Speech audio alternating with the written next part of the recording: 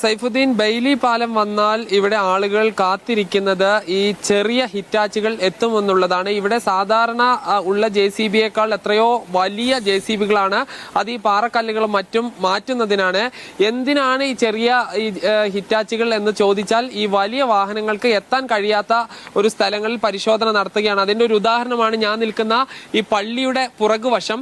ഈ പള്ളിയുടെ പുറകുവശത്താണ് ഞാനുള്ളത്. ഇവിടെ രക്ഷാപ്രവർത്തകർക്ക് ഈ ധാരാളം മരങ്ങളും മറ്റും അടിഞ്ഞു കൂടിയതായി അവർ കണ്ടെത്തിയിരുന്നു. ഇതിനകത്ത് നിന്ന് ചില മണം വരുന്നുണ്ട്, സ്മെല്ല് വരുന്നുണ്ട്. അത് ഈ മനുഷ്യ ശരീരത്തിൻ്റെതിന് സമാനമായ രീതിയിലാണ്. പക്ഷെ അത് ഒരിക്കലും ഉറപ്പിക്കാൻ കഴിയില്ല.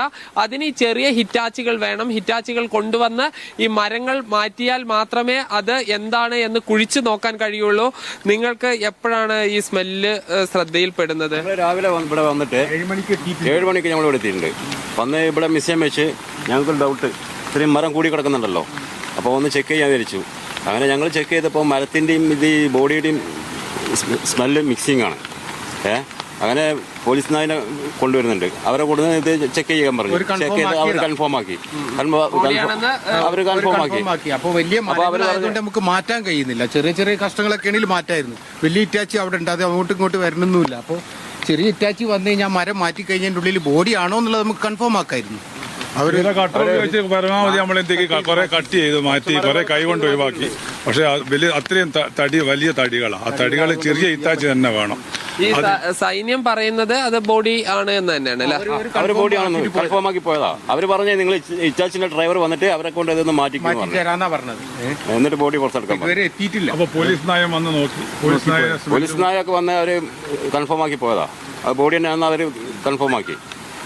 ഈ മരങ്ങൾ കൂടിക്കിടക്കുന്നു. ഇതിന് താഴ്ഭാഗത്ത് നിന്നാണ് ഇങ്ങനെ മണം വരുന്നത്. അത് പോലീസ് നായ വരികയും അത് പ്രത്യേക പരിശീലനം നൽകിയ നായയാണ്. അതിന്റെ സൂചനകൾ പ്രകാരം അത് മനുഷ്യ ശരീരത്തിന്റെ മൃതദേഹത്തിന്റെ മണമാണ്. പക്ഷേ അത് കൃത്യമാക്കണമെങ്കിൽ അത് മാറ്റണം. അത് ഇവിടെ വലിയ ഹിറ്റാച്ചുകളുണ്ട്, അതിന് ഇങ്ങോട്ട് പ്രവേശിക്കാൻ കഴിയില്ല. കാരണം പള്ളിയുടെ ഭാഗത്ത് കൂടെ ചെറിയ വഴിയാണ്. അതുകൊണ്ട് ചെറിയ ഹിറ്റാച്ചുകൾ എത്തിച്ചു കഴിഞ്ഞാൽ ഇങ്ങോട്ട് ഈ മരങ്ങൾ മാറ്റാം. ഈ ബെയിലി പാലം നിർമ്മിച്ചാൽ മാത്രമേ ചെറിയ ഹിറ്റാച്ചികൾക്ക് വരാൻ കഴിയുള്ളൂ. കാരണം ആ പുഴയുടെ ഒഴുക്കിലൂടെ ഈ വലിയ ഹിറ്റാച്ചികൾ വരുന്നത് പോലെ ചെറിയ ഹിറ്റാച്ചികൾക്ക് വരാൻ കഴിയില്ല. അങ്ങനെ വലിയ ഹിറ്റാച്ചികൾ വരികയാണെങ്കിൽ ഈ സ്ഥലം ഒരു ഉദാഹരണം മാത്രമാണ്. ഇതുപോലുള്ള ധാരാളം സ്ഥലങ്ങൾ കിടക്കുന്നുണ്ട്. ഇവിടെയെല്ലാം പരിശോധന നടത്താൻ കഴിയും. കൂടുതൽ രക്ഷാപ്രവർത്തകർ ഇങ്ങോട്ട് വരികയാണ്. ഈ പള്ളിയുടെ ഉൾവശമാണ്, അതായത് മുണ്ടക്കൈ ജുമാ മസ്ജിദിന്റെ ഉൾവശമാണ് ഈ കാണുന്നത്. ഈ പ്രളയജലം കുത്തി ഒഴുകിയത് ഇതിനകത്ത് കൂടിയാണ്. ചെളി കെട്ടിക്കിടക്കുന്നുണ്ട്. ഈ പള്ളിക്കകത്ത് മരങ്ങൾ ഉണ്ട്. അതുകൂടാതെ മറ്റ് പല വസ്തുക്കളും കെട്ടിക്കിടക്കുന്നു. അത് ഈ മുകളിലെ പുഞ്ചിരിമറ്റത്തെ ആളുകൾ താമസിച്ചിരുന്ന സ്ഥലത്തെ സാധനങ്ങളാകാം.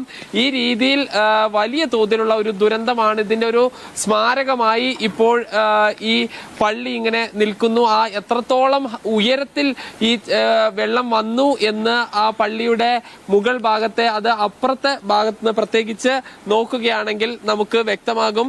എന്തായാലും ഈ ദുരന്ത നിവാരണ പ്രവർത്തനങ്ങൾ നടക്കുന്നു. ഇപ്പോ താഴെ നമുക്ക് 2 ജീപ്പുകൾ കാണാം. അത് ഇങ്ങോട്ട് നേരത്തെ ഇവിടെ ഉണ്ടായ ദുരന്തം നടക്കുന്ന സമയത്ത് ഈ പാലത്തിന് ഇക്കര ഉണ്ടായിരുന്ന ഈ എസ്റ്റേറ്റിന്റെ വാഹനങ്ങളാണ്. അതിലാണ് ഇപ്പോൾ ആളുകളെ, രക്ഷാപ്രവർത്തകരെയും അതുപോലെ തന്നെ മൃതദേഹവും എല്ലാം തന്നെ കൊണ്ടുപോകുന്നത്.